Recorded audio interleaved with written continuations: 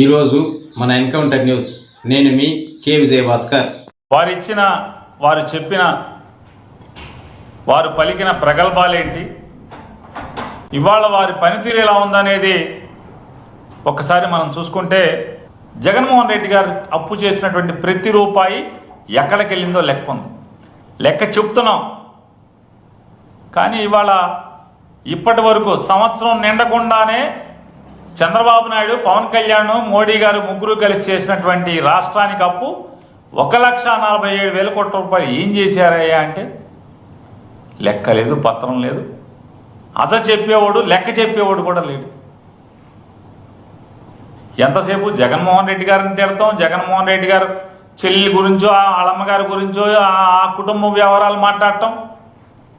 అరే ఈ రాష్ట్రానికి ఏం చేశారయ్యా అంటే ఎవడు మాట్లాడు. ఏంటయ్యా అంటే నెల నెల పెన్షన్లు ఇస్తున్నామని చెప్పని చంద్రబాబు. పెన్షన్లు ఎవడన్నా ముఖ్యమంత్రి వెళ్తాడా పెన్షన్ ఇవ్వటానికి? ముసలి వాళ్ళకి, వికలాంగులకి, వితంతువులకి, ఆర్తులకి ఇచ్చే పెన్షన్లు ముఖ్యమంత్రి వెళ్ళి పంచి పెడతాడు. అదో పెద్ద దేశాన్ని ఉద్ధరించే కార్యక్రమం, ఈ రాష్ట్రాన్ని ఉద్ధరించే కార్యక్రమంగా వీళ్ళు జబ్బలు తలుచుకుంటారు. ఇవాళ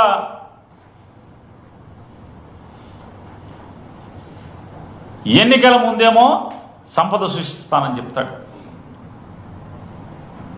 మీకు ఇచ్చిన హామీలన్నీ తీరుస్తానని చెప్తాడు. వాళ్ళ అబ్బాయి గారేమో మా నాన్న చెప్పిన మాటలు మేము అమలు చేయకపోతే మా కాలరు పట్టుకోండి అంటాడు. ఎన్నికల ముందు ఉత్తర కుమార ప్రగల్భాలు పలికారు, మాటలు కోటలు దాటినాయి. ఇవాళ అంటాడు చంద్రబాబు నాయుడు గారు, నాకేం అర్థం కావట్లేదు, ఇచ్చిన హామీలు చూస్తే భయం వేస్తుంది అంటాడు, రాష్ట్రాన్ని చూస్తే భయం వేస్తుంది అంటాడు. అప్పులు చేయటానికి మాత్రం బరిదెగిస్తున్నారు. ఈయనకంట సంపద ఎలా సృష్టించాలో మెల్లగా చెవులో చెప్పాలంట. ఎవరికన్నా ఆలోచన తడితే సంపద ఎలా సృష్టించాలో చెవులో చెప్పాలంట. మరి ఎన్నికల ముందు చెప్పాల్సింది కదా ఈ మాట. చెవులో ఏం చెప్పాలో చెప్పేవాళ్ళు కదా, ఏం పెట్టి తిప్పాలో చెవులో పెట్టి తిప్పేవాళ్ళు. ఆ రోజేమో ప్రగల్భాలు పలకటం, డబ్బాలు కొట్టుకోవటం, హరికథ చెప్పేవాడు ఒకడైతే చిడతలు వాయించేవాడు ఒకళ్ళలాగా. చంద్రబాబు ప్రగల్భాలు పలికితే పక్కనేమో ఓ పక్కేమో కొడుకు, ఓ పక్కేమో పవన్ కళ్యాణ్, ఇద్దరు చిడతలు కొడతారు. ఏమైపోయారు ఇవాళ ఎంత పచ్చిగా బరితెగించారంటే, బరితెగించి ఇవాళ రాజ్యాంగ విరుద్ధంగా అప్పు చేయటం కోసం ఈ జీవోని రిలీజ్ చేయడం జరిగింది. Government of Andhra Pradesh mines and minerals GOMS number 69, GOMS number 69 dated April 24, 2025 నిన్న ఈ జీవో ఇచ్చారు.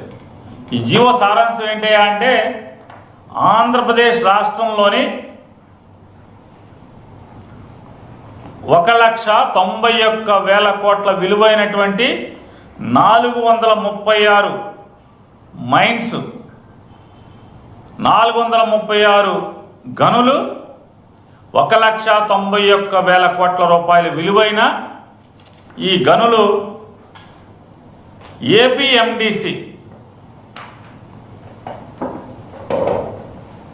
ఏపీఎండిసికి దఖలుపరుస్తూ దానిని 9,500 కోట్ల రూపాయలు అప్పు తెచ్చుకుంటానికి ఈ ఆస్తుల ద్వారా అనుమతులు ఇస్తూ జీవో రిలీజ్ చేశారు. ఈ జీవో రిలీజ్ చేయడం రాజ్యాంగ విరుద్ధమా, అప్పు చేయడం రాజ్యాంగ విరుద్ధమా అంటే, జీవో ఇవ్వడం రాజ్యాంగ విరుద్ధం కాదు, అప్పు చేయడం రాజ్యాంగ విరుద్ధం కాదు, కానీ అనైతికం. జగన్మోహన్ రెడ్డి గారు రాబోయే ఆదాయాన్ని చూపించి అప్పులు చేశాడు అని చెప్పి అవాకులు చవాకులు పేలినటువంటి పేపర్లు కానీ, టీవీలు కానీ ఒక్కడు నోరెత్తట్లే. ఇవాళ ఆంధ్రప్రదేశ్ రాష్ట్ర ఖనిజాభివృద్ధి సంస్థకి రాబోయే పదులు, అది 10 ఏళ్ళ 20 ఏళ్ళ రేపో మాపో తెలుస్తుంది మనకి. ఈ 9,500 కోట్ల రూపాయలు సుమారుగా 9%, 10%, 12%, ఇంక వడ్డీ కూడా తేలుతుంది రేపో మాపో. ఈ వడ్డీకి అప్పు తేటం అనేది అంటే జగన్మోహన్ రెడ్డి గారు చేస్తేనేమో బూతు, ఈ పసుపు పత్రికలు పసుపు టీవీలన్నీ కూడా గోలగోల చేస్తాయి. పొద్దున ఒక డిబేటు, సాయంత్రం ఒక డిబేట్ పెట్టి ఎవడగాడు వచ్చి అసలు మామూలు మెల్లో కండువాలు, నెత్తి మీద కర్చీపులు, టోపీలు పెట్టుకుని ఇష్టారాజ్యంగా మాట్లాడారు. ఇవాళ పెట్టండి డిబేట్ దీని మీద.